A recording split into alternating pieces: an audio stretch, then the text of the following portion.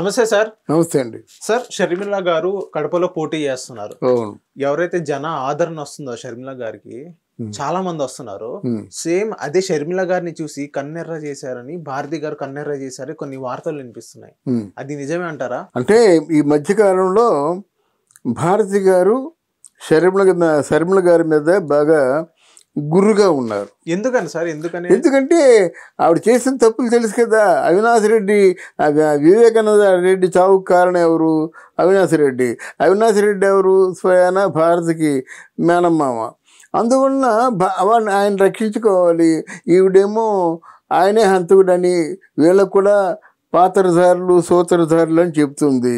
ఆ కోపంలో ఇప్పుడు ఏం చేస్తుందంటే, నీకు ఇచ్చినటువంటి 82 కోట్లు కొక్కు ఉంటుంది. నీకు ఇచ్చిన 82 కోట్లు కొక్కు ఉంటుంది.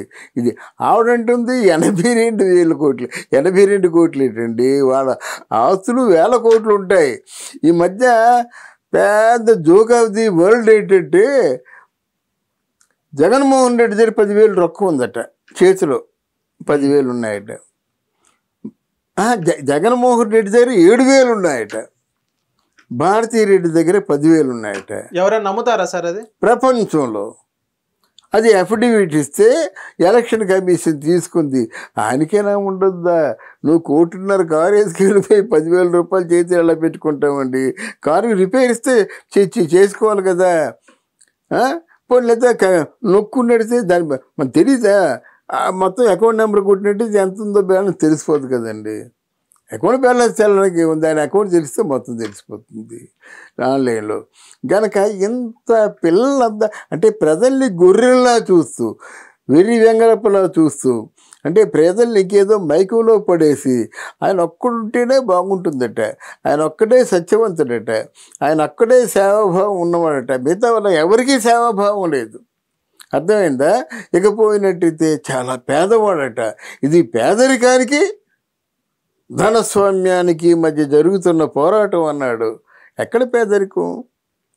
సాక్షి చాలదు, మీడియా ఉంది, పేపర్ ఉంది, జనాలు ఉన్నారు, భారతీయ సిమెంట్ ఉంది, 157 కంపెనీల్లో నీకు వాటాలు ఉన్నాయి. ఫేక్ కంపెనీలు తీసినట్టయితే కనీసం సాలిడ్గా ఉన్నాయి 57 కంపెనీలు ఉన్నాయి కదా. ఎందుకంటే వీళ్ళు ఎప్పుడైతే బ్యాంకర్స్ని శాసించే స్థాయికి వెళ్ళారో, ఒక ఫేక్ కంపెనీ ఉంది, అంతా మొత్తం దాన్ని స్టడీ మెటీరియల్ అంతా తయారు చేసి బైలాస్ తయారు చేసి బ్యాంక్కి పెట్టినట్టయితే బ్యాంకులో ఎన్ని కోట్లు టర్న్ ఓవర్ మీరు చేస్తారు సార్ అంటే, నేను ఎలా లేదన్నా 1000 కోట్లు చేస్తాను, 500 కోట్లు చేస్తాను. మా దగ్గర నుంచి ఎంత ఎక్స్పెక్ట్ చేస్తున్నారు? 400 కోట్లు. నేను 100 కోట్లు పెట్టుకుంటాను. 100 కోట్లు కాదుగా, ₹1 ఖర్చు పెట్టడు, అది డబ్బులు ఇస్తారు. అండ్ అలాగా ఫేక్ కంపెనీ మీద డబ్బులు, ఈరోజు బ్యాంకర్స్ డబ్బులు ఎన్ని కోట్లు ఉన్నాయో తెలియదండి. అర్థమైందా? ఇవన్నీ ఫేక్ కంపెనీలు పెట్టావు, జనంని మోసం చేశావు.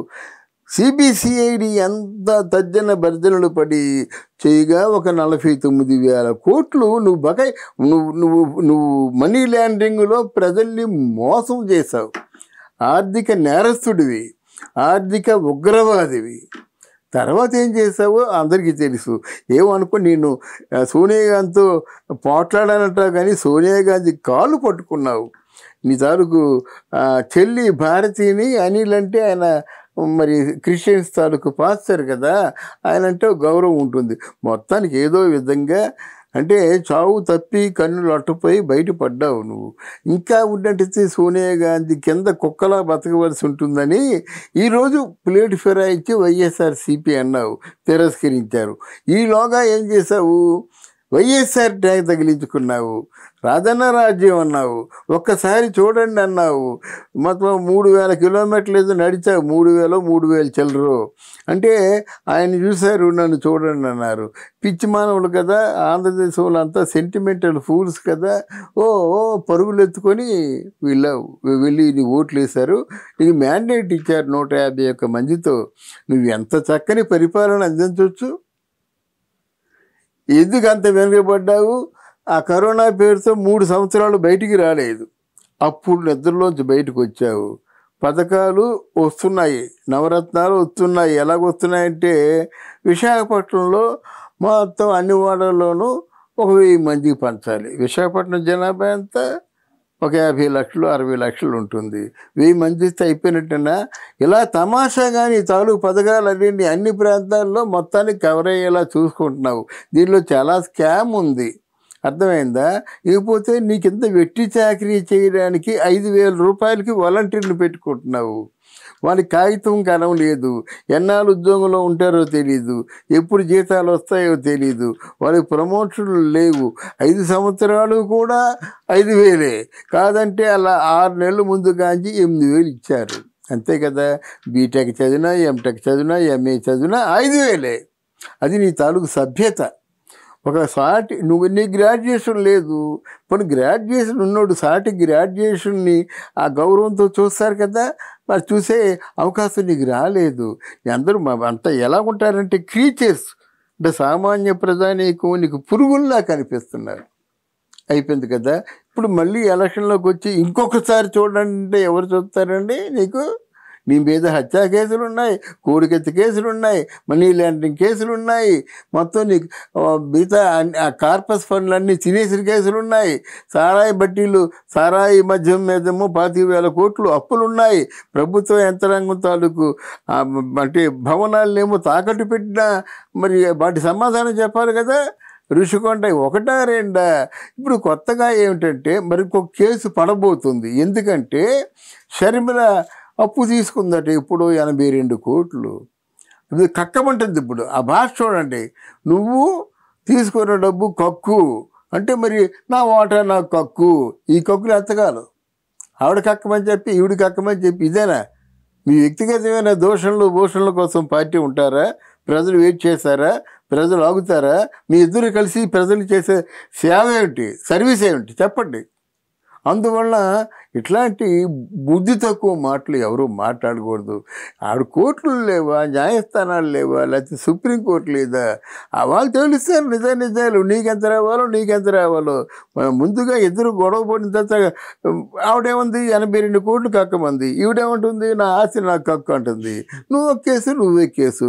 నువ్వు జగన్మోహన్ రెడ్డి సీఎం అయినట్టయితే కేసును ఏదో విధంగా తటపటాయి చేస్తావు. ఓడిపోతే నీ ముఖం ఎవరైనా చూస్తారా?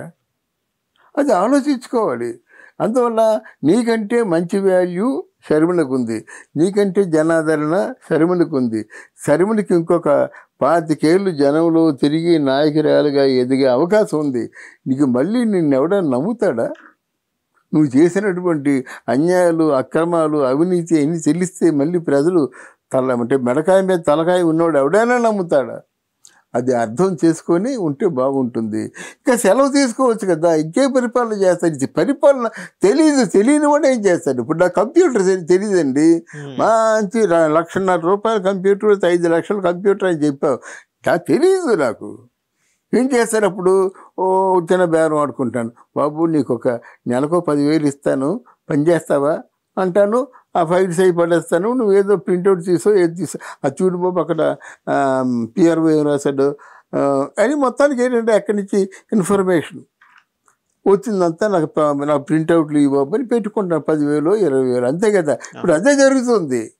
జగన్మోహన్ రెడ్డికి అడ్మినిస్ట్రేషన్ తెలియదు, మనీ లాండరింగ్ తెలుసు, ఎలా మోసం చేయాలి, మోసం చేసి ఎలా డబ్బులు సంపాదించాలి.